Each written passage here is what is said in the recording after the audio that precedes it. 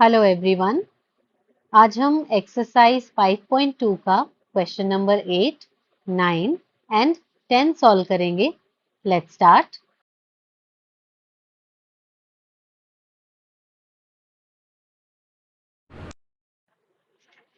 Question 8 में हमें बोला है an AP consist of 50 terms. AP में 50 टर्म्स हैं और हमसे पूछा है हमें थर्ड टर्म दी है 12 और लास्ट टर्म दी है 106। लास्ट टर्म कौन सी होगी? अगर एपी में 50 टर्म्स हैं तो लास्ट टर्म 50th टर्म ही तो हुई ना। पूछा क्या है? 29th term. तो जो जो चीजें क्वेश्चन में दी हैं उन्हें नोट डाउन कर लेते हैं। तो हमें थर्ड टर्म दे रखी है 12, यानी A3 की वैल्यू है 12। उसके बाद हमें 50th टर्म दे रखी है 106, तो हम 50th टर्म नोट कर लेते हैं, दैट इज 106। अब ये चीज हम पीछे पढ़ चुके हैं। मैं A3 की जगह पे A+2D लिख सकती हूँ, तो ये हो जाएगा A+2D is equal to 12, first equation. और इस इक्वेशन में दूसरी वाली में A50 की जगह पे हम A+49D लिख सकते हैं, राइट? तो लिख देते हैं इक्वल्स टू 106। ये हो गई सेकेंड इक्वेशन। A और D में दो इक्वेशंस आपके पास आ गई। इक्वेशन 1 में से इक्वेशन 2 को सब्ट्रैक्ट कर दो। ये क्वेश्चन हमने हमारी प्रीवियस वीडियो में भी किया है, ऐसा ही क्वेश्चन था। A से A कैंसल आउट हो जाएगा और यहाँ आएगा -47D इज इक्वल टू, यहाँ कितना बचेगा? It will B 94। Now D की वैल्यू कितनी होगी? 47 को हमें दूसरी तरफ ट्रांसफर करना पड़ेगा, तो ये -47 D के साथ मल्टीप्लाई में है, तो हम यहाँ -47 को डिवीजन में लेंगे। अब हम जानते हैं ये 47 की टेबल से कैंसिल हो रहा है। कितने टाइम्स? 2 टाइम्स ये कैंसिल होगा। ओके, तो माइनस और 2, ये -2 हो गई D की वैल्यू। इसको आप इक्वेशन 1 में D की जगह पे यहाँ प्लेस कर दो, तो ये हो जाएगा A+2 multiplied by -2 equals to 12। इसको हम सॉल्व करेंगे तो ये होगा A-4 इज इक्वल टू 12। -4 को दूसरी तरफ ट्रांसफर करेंगे तो +4 बनेगा और ये होगा 12 + 4 दैट इज 16। तो A और D दोनों की वैल्यू हमारे पास है। हमसे पूछा जा रहा है 29th टर्म, तो 29th टर्म का फॉर्मूला क्या होगा? It will B A+28D। तो यहाँ हम लिख लेते हैं A+28D। A की जगह पे लिखेंगे 16 और D की जगह पे हम लिखेंगे -2।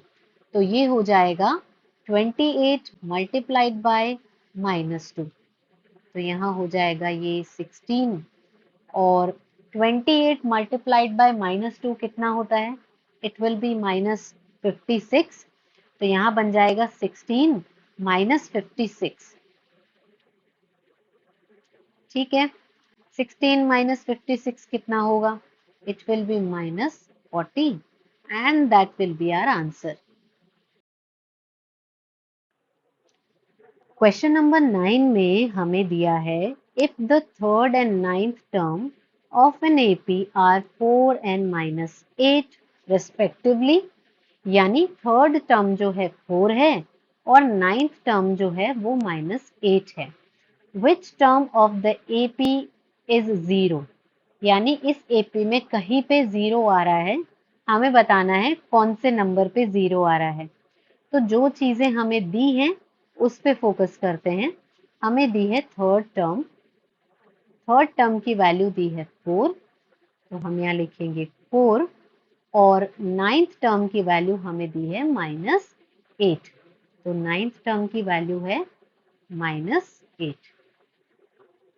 ठीक है, A3 का फॉर्मूला हम जानते हैं, होता है a plus 2d equals to 4। तो ये हमारी फर्स्ट इक्वेशन हो जाएगी। ऐसे ही a9 भी हम जानते हैं, a plus 8d equals to -8। ये हो गई सेकेंड इक्वेशन। अब आप फर्स्ट और सेकेंड इक्वेशन को एक साथ रखेंगे तो ये बनेगा a plus 2d equals to 4 और a plus 8d equals to -8। a और d में दो इक्वेशंस हमारे पास में आई हैं, जिसमें से एक है इक्वेशन 1 और दूसरी है इक्वेशन 2। तो इक्वेशन 1 में से इक्वेशन 2 को हम सब्ट्रैक्ट करेंगे। सब्ट्रैक्ट करते हैं तो नीचे वाली इक्वेशन के साइन चेंज होते हैं। तो अब हम देख रहे हैं a से -a कैंसिल हो गया, 2 और -8 हो जाएंगे -6d और 4 प्लस 8 होता है 12। तो d की वैल्यू कितनी आई? d हो जाएगा 12 और जो ये -6 है ये d के साथ मल्टीप्लिकेशन में है, इसलिए ये डिवीजन में जाएगा और जब आप कैंसल आउट करेंगे तो d की वैल्यू आपके पास आएगी -2। अब आप इस d की वैल्यू को आप इक्वेशन 1 में या 2 में प्लेस कर सकते हैं। तो मैं इसे इक्वेशन 1 में प्लेस कर रही हूँ क्योंकि यहाँ पे जो नंबर्स हैं वो कंपैरेटिवली छोटे हैं। तो इक्वेशन 1 को यहाँ नोट करेंगे, बस d की जगह पे उसकी वैल्यू -2 प्लेस कर देती हूँ। तो ये बन गया a plus 2 multiplied by -2 is equal to 4। Okay, तो ये हो गया a minus 4 is equal to 4। a is equal to 4 plus 4, -4 दूसरी तरफ ट्रांसफर हुआ तो +4 बन गया। तो a की वैल्यू आपके पास कितनी आई? a की वैल्यू हो गई 8। अब आपके पास दो इंपॉर्टेंट वैल्यूज आ गई हैं, एक है d और एक है a। अब आपसे जो पूछा जा रहा है उस पे आप काम कर सकते हैं। Which term of this AP is 0? तो उस टर्म को आप nth टर्म मान लो, हमें नहीं पता n कितना है। तो यहाँ मैं लेट कर लेती हूँ, let some nth term is 0 और nth टर्म का फॉर्मूला हमें पता है, a plus n minus 1 multiplied by d is equal to 0। ठीक है, a की जगह पे क्या रखेंगे? 8 रखेंगे और d की जगह पे क्या रखेंगे? d की जगह पे d की वैल्यू रखेंगे -2, तो ये हो जाएगा 8। जस्ट अ सेकेंड, वापस से लिखते हैं इसको। तो ये हो जाएगा a की जगह हमें लिखना है 8, n माइनस 1, d की जगह -2 और इक्वल में आएगा 0 इक्वल्स टू 0। 8 को दूसरी तरफ ट्रांसफर करेंगे तो -8 बनेगा। तो ये हो जाएगा n माइनस 1 मल्टीप्लाइड बाय -2। 0 -8 को सिर्फ -8 लिखा जा सकता है, तो यहाँ हम लिखेंगे इक्वल्स टू -8। अब आप -2 को भी दूसरी तरफ ट्रांसफर करेंगे, -2 यहाँ मल्टीप्लिकेशन में है इसलिए डिवीजन में जाएगा। तो ये हो जाएगा n minus 1 equals to -8 divided by -2। ठीक है, माइनस से माइनस कैंसिल आउट हो जाएगा और 2 से 8 कैंसिल होगा 4 टाइम्स, तो ओवरऑल ये वैल्यू हो गई 4।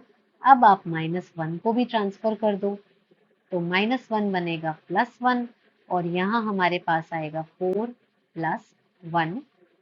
तो n की वैल्यू आ गई 5।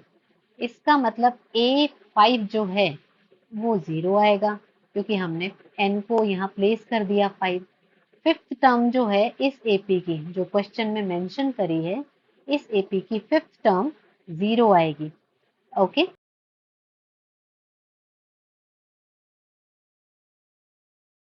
10th क्वेश्चन देखते हैं। इसमें कहा है the 17th term of an AP exceeds its 10th term by 7. Find the common difference.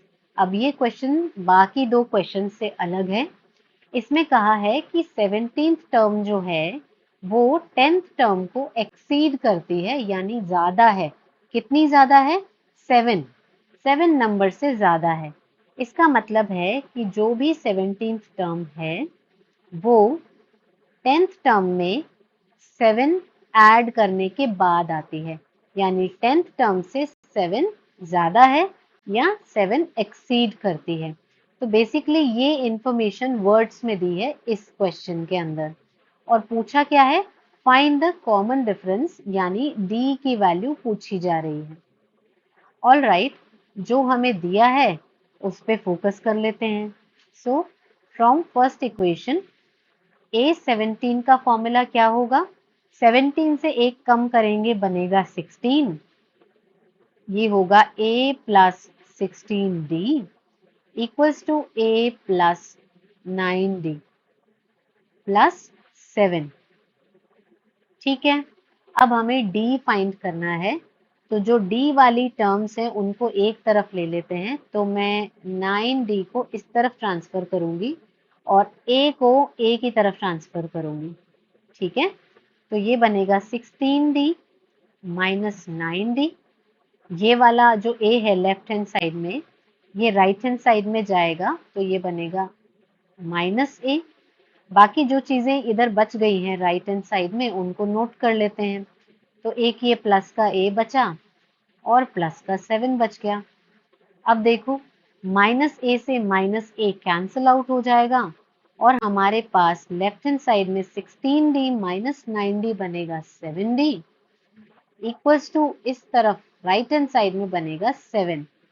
तो D की वैल्यू हो गई 7 डिवाइडेड बाय 7 और 7 से 7 कट होगा तो हमारे पास रिजल्ट में आएगा 1।